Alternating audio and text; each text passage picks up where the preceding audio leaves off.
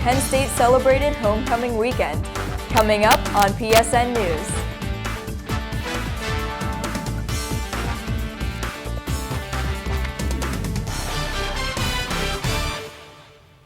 Thanks for joining us tonight. I'm Weiss Aramesh. And I'm Emma. Michael McQueary has hit a standstill in his lawsuit against Penn State. The former assistant football coach is suing the university for allegedly isolating him from the community after he testified to a grand jury in the Jerry Sandusky child sex abuse case. McQueary had requested that Penn State looked over documents he plans to use in his suit for their authenticity and correctiveness, but Penn State has declined to comment on them. McQueary hopes that the documents, which include legal bills and emails between McQueary and other university personnel, be eventually admitted or at the very least for Penn State to file amended responses. And the troubles for Penn State don't stop there. Two other former football assistant coaches are suing the university for unpaid wages.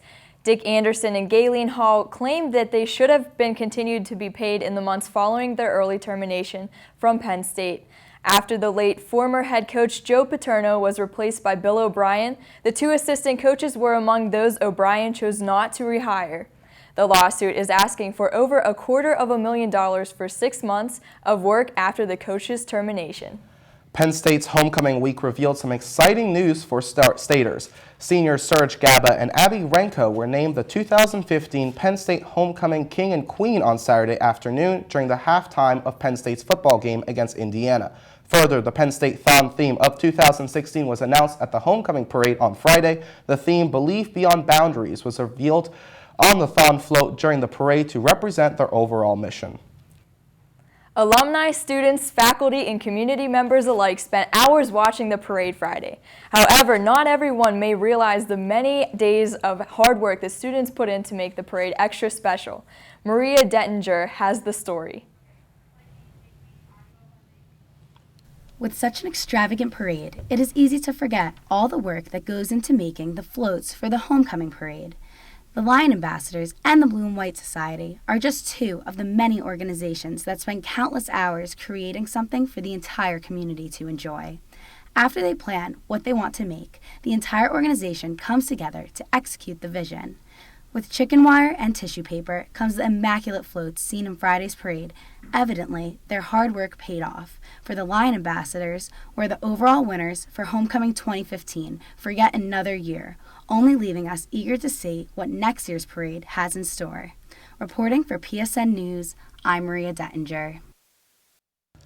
The director of Fraternity and Sorority Life at Penn State announced that after 8 years of service, he will be accepting a new position at the end of the month. Roy Baker was recently named Associate Dean of Students and the Director of Greek Life at West Virginia University and will start on October 13th. The Daily Collegian reported Baker's departure should not have a significant effect on the fraternity or sorority community at Penn State. Further, it will be likely for someone from the Office of Fraternity and Sorority Life to replace Baker on the President's Task Force investigating Greek life. Giving blood, or rather giving money so that people can give blood, was a hotly contested debate at the latest UPUA meeting on Wednesday. Legislation previously agreed to give $1,000 toward the Student Red Cross Club in order to set up and organize the Penn State versus Michigan State Blood Donor Challenge. Some present, including former UPUA Speaker of the Assembly John Wortman, were against the bill on the basis of discrimination. Wortman said he believes that the bill discriminates against the LGBTQ community since gay men and women are not allowed to give blood. After more debate, the bill passed by a vote of 17-13 with one abstaining.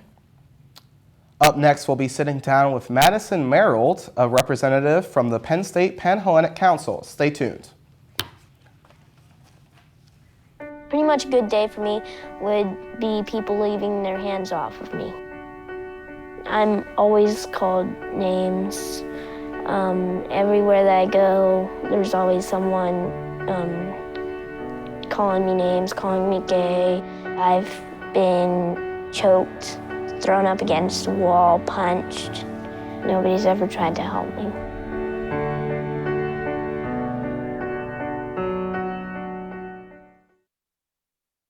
Jimmy can't sing, and Tommy can't dance. so we're gonna put some ants in their pants. Aww. Kids will spend 22 minutes watching us, the super duper party troopers, sing about ants in their pants. Isn't that funny? Ants in their pants, they got ants in their pants, they've got ants in their pants. Brushing for 2 minutes now can save your child from severe tooth pain later. 2 minutes, twice a day. They have the time. You sure you don't want some? It's chamomile. Listen, you are extremely terrifying. Just the scariest undead subhuman thing on TV, and I really mean that. But I am worried that you could give my kids nightmares if they see you, so I'm gonna have to block you. So that's it. Oh, and tell the zombies they're blocked too.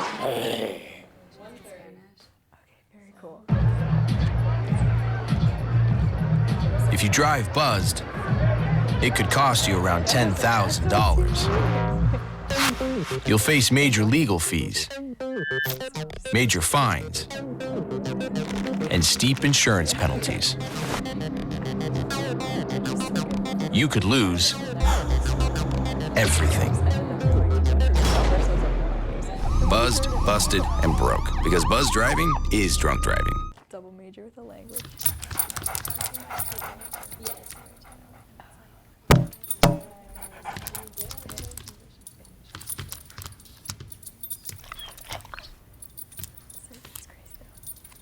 There's a shelter pet who wants to meet you. Meet one today. Visit theshelterpetproject.org. Adopt. Start looking at camera 3. Okay. All right, you ready for some baseball trivia? Let's do it. What year produced the most no-hit games in the big leagues? 7 no-hitters in 1990. Wow, that's right. Now a question that's not trivial. How many children will witness bullying this year? Huh. The answer? 3 out of 4. 75%? That's Wow. right. How many of them will say something? Kids want to help, but don't know how. Teach them how to stop bullying and be more than a bystander at stopbullying.gov. Welcome back. I'm Emily Coleman. Here with me today is Madison Merrill, the Pan Atlantic Council's Vice President of Communications. Hi, Madison. How are you? I'm doing well. How are you? I'm good. Thank you for coming on our show today. Anytime. Glad to be here. Thank you. So can you explain what exactly the Pan Atlantic Council is? So the Pan Atlantic Council is the governing body of the 18 national and 3 associate sorority chapters here on Penn State. We oversee the different bylaws and procedures that go along with being part of a sorority. Okay. And so this week is Pan Atlantic Pride Week. Yes. What does that entail? So what we try to promote is being proud of being part of the largest women's organization on campus.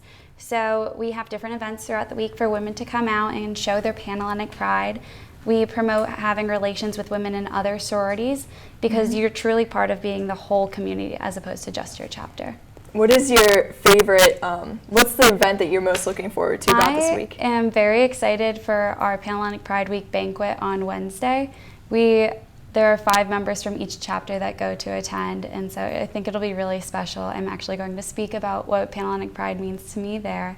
And we also have on Saturday, as the culmination of Pan Atlantic Pride Week, is our Pan Atlantic Day of Service.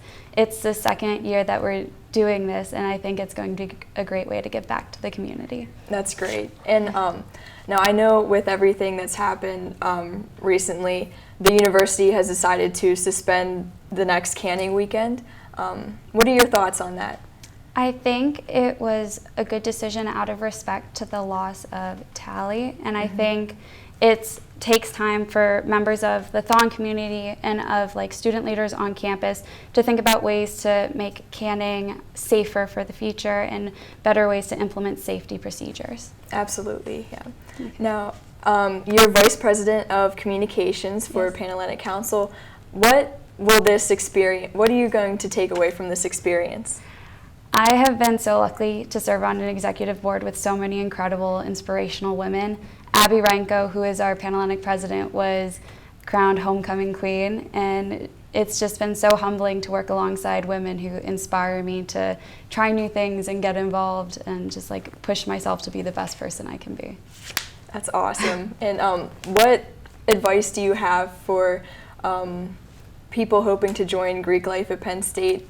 I think it's definitely something that people should consider. When I first came to Penn State, I did not end up going through recruitment until my spring semester, and it truly helped me find my home and my niche at Penn State. There's so many opportunities that come from being a part of Greek life, and I think that it's something that truly has had a positive impact on my life. Well, that's great. And now, I know that the Pan-Atlantic Council also hosts Women Empowerment Week in the spring. We do. What is your favorite special thing that you host? Of the events. Pan-Atlantic Pride Week, Women's Empowerment Week. I love Women's Empowerment Week. We have great speakers coming each year. So last year we had Lacey Green speak, and she was all about feminism and women's empowerment and like promoting like your independence and standing up for yourself. And I think that was a really great woman to have come to talk to our community, and it was something that all members of the Penn State community could attend. That's great. Well, unfortunately, that's all the time we have today, but thank you, Madison. Coming up next, we'll be right back after this break with a look into the latest news from around the world. Stay tuned. Get out to the forest. Let's get up to the roots. It's going to be so much fun. Hey, guys, Explore some nature with your family. These trees are the key to our way of life. Fresh air. What a glorious morning. Clean water. Woohoo! This is great. An endless forest adventure. Let's rock this jungle. Yo, this is untapped territory. How amazing. Visit discovertheforest.org to find a forest near you.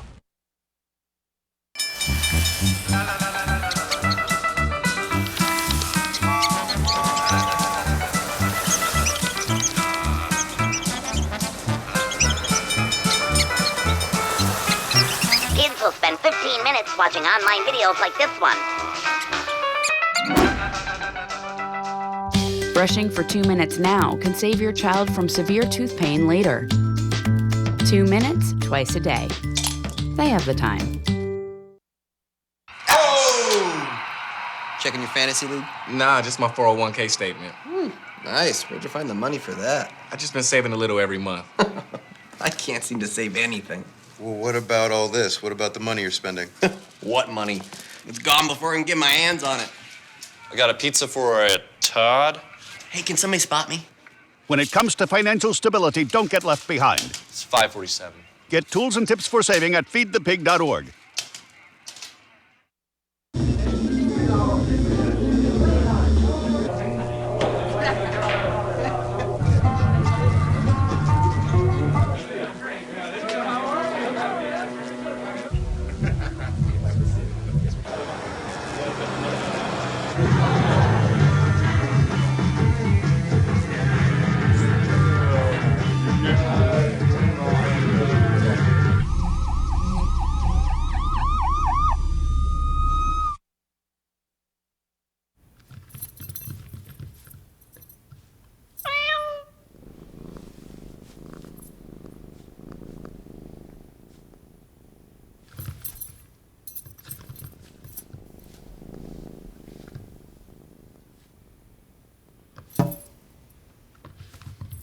There's a shelter pet who wants to meet you. Meet one today. Visit theshelterpetproject.org. Adopt.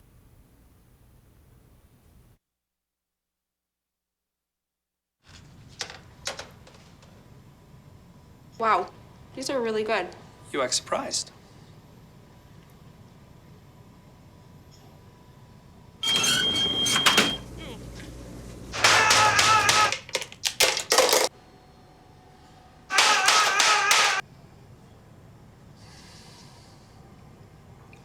Practice makes perfect. You don't have to be perfect to be a perfect parent. There are thousands of teens in foster care who don't need perfection. Welcome back. I'm Zinnia Maldonado, here to catch you up on news from around the world. Syrian government troops have made advancements against insurgents in the center of the country since Russia began airstrikes in the area last Wednesday. Other countries have not met the bombings kindly, but Russian President Vladimir Putin defended the intervention, saying it would aid efforts to reach a political settlement. Putin said Russia's objective is to stabilize the Syrian government and create conditions for a political compromise. Critics of Russia's intervention, including the United States, argue that strengthening the Assad government will only make compromise more difficult. U.S. officials say Russia has directed parts of its air campaign against U.S.-funded groups in an effort to weaken them. People all over the world are coming together to mourn the 95 victims of Turkey's deadliest attack in years after suicide bombers attacked a peace rally in the capital, Ankara, on Saturday. Hundreds of other protesters were also injured in the attack. State inspectors are trying to find out who sent the bombers, as no group has yet claimed responsibility. More than 10,000 people held a moment of silence yesterday for the victims. Iran's parliament approved an outline of a bill Sunday that would allow the government to withdraw from implementing the nuclear arms agreement made between Iran and other world powers back in July, if economic sanctions aren't lifted. The deal ensures that Iran won't be able to create nuclear weapons for at least a decade. Iran agreed to reduce their enriched uranium supply. In return, world powers, including the U.S., Russia, and China, will reduce economic sanctions. However, if the sanctions aren't reduced, this bill allows Iran an out from the deal. Also on Sunday, Iran reported having successfully test-fired a ballistic missile. This does not violate the deal, as Iran claims the missiles won't be used to deliver nuclear weapons. Germany will not have to raise taxes to help pay for the hundreds of thousands of refugees who have been flooding into the country from Middle Eastern conflicts. There will be new government regulations in place by November to help deal with the influx. German Chancellor Angela Merkel said in an interview, taxes definitely will not be raised to help care for the expected 800,000 newcomers this year. Germany has said that refugees fleeing Syria's civil war can almost be guaranteed to be given asylum, but others seeking to better their economic situation will almost certainly be sent home. Mass migration isn't only challenging Germany. A right-wing populist Austrian party bid Sunday for control of Vienna's city hall, with fears about the mass migration boosting its chances to win the vote. Projections published a few minutes after polls closed showed an election too close to call. A win of Sunday's election for Vienna's municipal government by the Freedom Party would end socialist dominance of the Austrian capital since World War II. That's all your world news for this evening. I'm Zinnia Maldonado. Keep watching for your local weather forecast.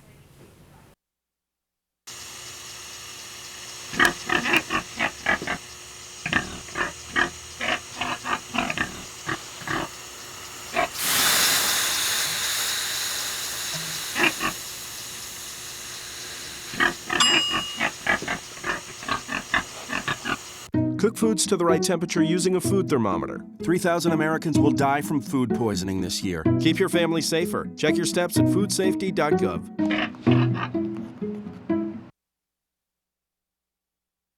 Enroll, we say. We want you to be okay. Enroll, we say. Take care, people, for goodness sake. There's a plan for every budget, so don't accept defeat. Now you can get covered and still buy me treats. You take care of your pets. Now it's their turn to take care of you. Visit getcoveredamerica.org to learn about your health insurance options.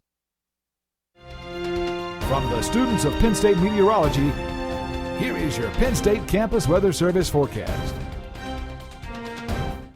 The rain got out just in time for the homecoming parade on Friday. It was a great day Saturday, a great day Sunday as well. We did have a great win by Penn State football on Saturday, so it really turned out to be a great homecoming weekend here in Happy Valley. Unfortunately, cooler weather is in store. A few showers will be possible tonight as a cold front will be working its way across the state. Another cold front will pass through on Friday, and that will bring in slightly cooler weather for the rest of this week. Will be more towards average, which is by no means frigid for this time of year, but temperatures will be down into parts of the 50s and then into the lower 40s overnight. So that warmer air will be pulling off to the east as this front does come in. A few showers will be possible early on Tuesday. The rest of Tuesday into Wednesday will be breezy and cool, and then there will be another front working towards the state that'll make us a little bit cooler even for this weekend. There are those showers that'll march across the state tonight, particularly after the midnight hour and then early into the day on Tuesday. Most of them will be east of our region by the time we get towards sunset.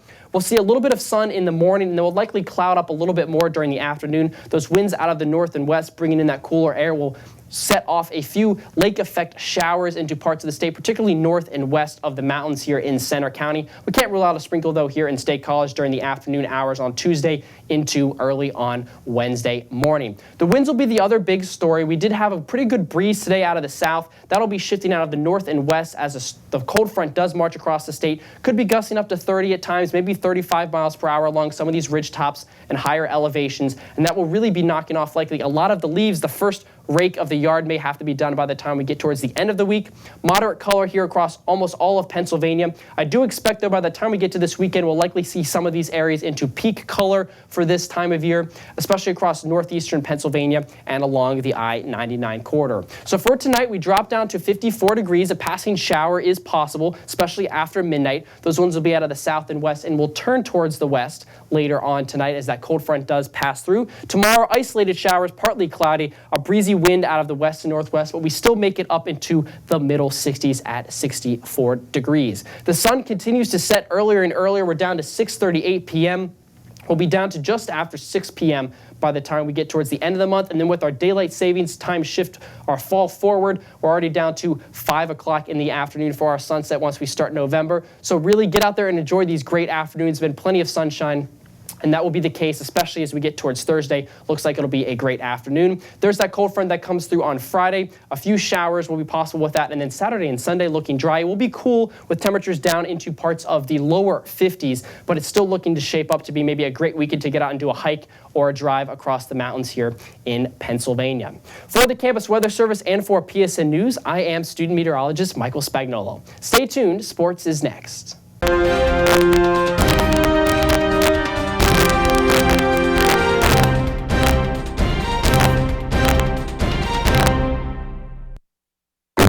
So, what would you bring to my company? What do you need? I need problem-solving skills. I got through high school without a car, a phone, or a computer. No college degree, though. Not yet, but life's taught me a lot, and I'm ready for more. Well, you're not the typical kind of candidate that I hire. But you are exactly what I'm looking for. Your company could be missing out on the candidates it needs most. Learn how to find a great pool of untapped talent at gradsoflife.org. Hey, Hard, what's this? That's my resignation letter. You're resigning? Why? Because you're constantly ignoring me. You're half as active as you used to be, and you get stuff like this. You've been putting me under a lot of pressure lately. That's why I'm ready to quit. I forgot. I'll do better. Please, don't quit on me. Okay, but remember, it's not what you say. It's what you do. Listen to your heart. Welcome back to PSN News. I'm Sandra Rosso here with the latest in Penn State sports. Penn State defeated Indiana in a 29-7 win on Saturday. Quarterback Christian Hackenberg had a career day against the Hoosiers. He had 4 touchdowns and became the second in school history to pass 7,000 career passing yards. He threw for 262 yards and set a career high in rushing. Defensive end Carl Nassib had 2 sacks and 2 forced fumbles, and defensive tackle Austin Johnson also recorded a sack and was one of 3 Nittany Lions with 9 tackles. Next up for the Nittany Lions is a trip to Columbus to face first-ranked Ohio State at 8 p.m. on Saturday. Catch the game on ABC. The third-ranked Penn State women's volleyball team fell to unranked Northwestern in 5 sets on Saturday. 3 Nittany Lions finished with double-digit figures in kills. Megan Courtney had 14 kills and a match high of 23 digs. Simone Lee had a career-high 14 kills and 4 blocks, and Ayana Whitney notched 13 kills and 5 blocks. Northwestern hit a .211 hitting percentage, while Penn State hit a .193 percentage. Penn State led defensively with 14 total blocks. Northwestern had 8. Looking ahead, the Nittany Lions will host Indiana on Friday night and Purdue on Saturday night. Penn State men's hockey defeated Canisius 6-1 in their season opener on Saturday night. David Glenn had 2 goals, while Ricky DeRosa, Chase Berger, David Goodwin, and Curtis Loic each had 1 goal. Penn State outshot Canisius with 45 shots on goal. Canisius had 28. Penn State goalie Eamon McAdam had 27 saves. Penn State will return to Pagula Ice Arena to face Notre Dame for the first time this weekend. The puck drops on Friday at 7 p.m. and Saturday at 3 p.m. Penn State field hockey fell to Lock Haven 1-0 on Sunday afternoon. With the loss, Penn State moves to 5-9 on the season and 1-3 in the Big Ten. Penn State outshot Lock Haven with 9 shot attempts, 4 of which were on goal. Lock Haven had 2 shot attempts, with one finding the back of the net in the 15th minute. The Nittany Lions will travel to Piscataway, New Jersey to face Rutgers on Friday night at 3 p.m. That's it for this week's sports update. I'm Sam Darasso. Back to PSN News after this.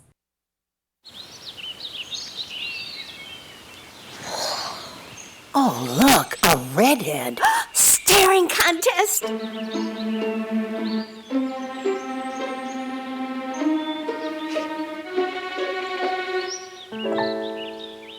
You still got it. I know. Come alive with the forest. The dad was cute. You were looking right at us. Visit discovertheforest.org to find a forest near you.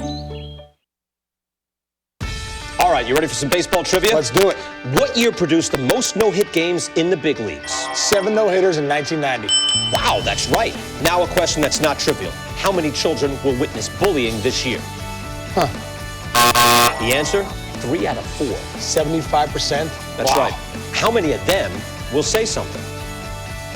Kids want to help, but don't know how. Teach them how to stop bullying and be more than a bystander at stopbullying.gov.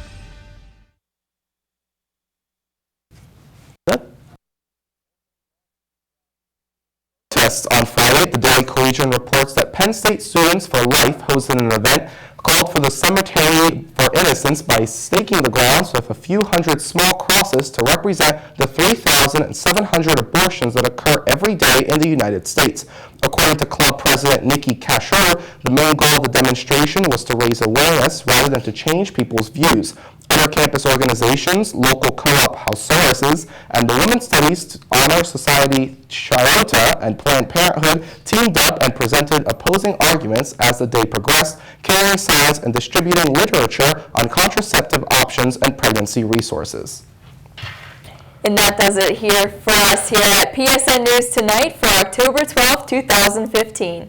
Thanks for joining us, and make sure to check us out on Twitter at PSN News. And make sure to watch us every Monday night live at 7 p.m. Have a good night, and thanks for watching.